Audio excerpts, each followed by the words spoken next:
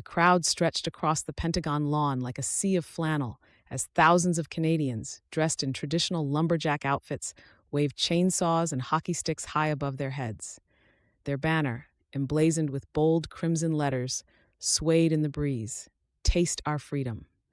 The event was loud, chaotic, and oddly harmonious, fueled by laughter and wafts of steaming poutine drifting through the air. But amidst the ruckus, one sight demanded attention: the towering maple syrup fountain. It stood at the heart of the protest, gleaming under the midday sun. Majestic streams of amber syrup cascaded down its intricately carved tiers, pooling into a wide basin at the base. Passers-by dipped ladles, hockey sticks, or even their bare hands into the sugary nectar, drizzling it over plates piled high with pancakes, bacon, and deep-fried chunks of cheese curd.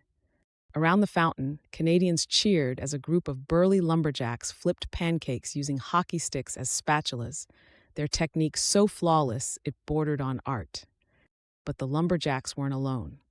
Looming high above the festivities was Moose Godzilla, a mountain of dark brown fur and glimmering rainbow spikes that garlanded its spine.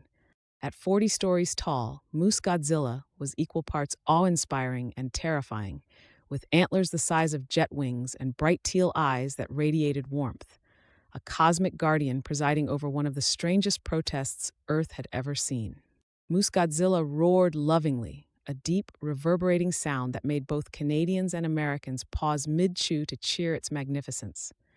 Its massive clawed hands were surprisingly nimble as it crouched beside the fountain, carefully lifting stacks of enormous plate-sized pancakes onto golden platters. The pancakes themselves shimmered, infused with hints of syrup cooked directly into their batter. This wasn't just food, it was culinary diplomacy, the kind of offering that could mend fences between any nations. Above the scene, UFO flying saucers hovered like silver halos against the blue sky. Their movements were precise and deliberate as tractor beams shot down to lift trays of poutine, overflowing with gravy, cheese curds, and crispy fries, onto tables too high for humans or Moose Godzilla to reach. Occasionally, the saucers would descend even closer, the aliens inside waving green tentacles in greeting as Canadians threw blocks of cheddar or bottles of maple syrup up for them to enjoy. The interspecies communication was seamless, an unspoken bond forming between Moose Godzilla and the alien visitors. Moose Godzilla nodded its massive head, acknowledging the UFO's assistance with a deep, rumbling grunt.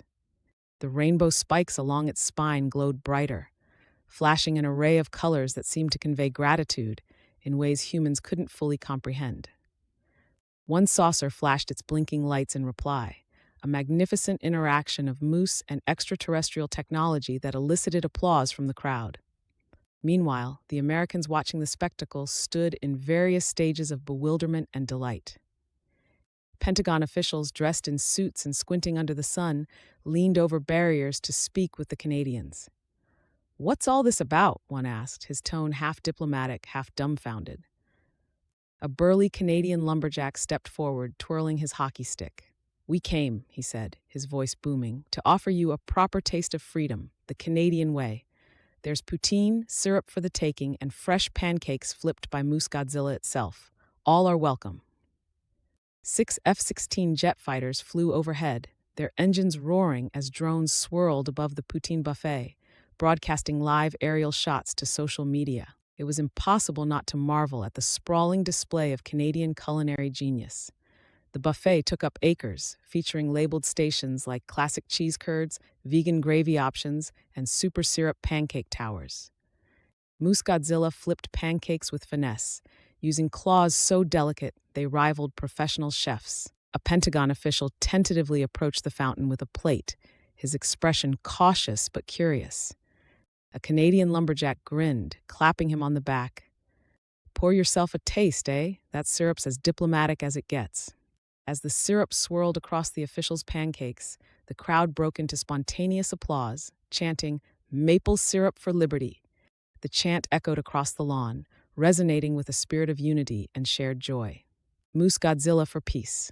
The chant was soon joined by the deep, harmonious roar of Moose Godzilla itself, filling the skies and resonating through the hearts of everyone present. The bond between Canadians, Americans, and even UFO allies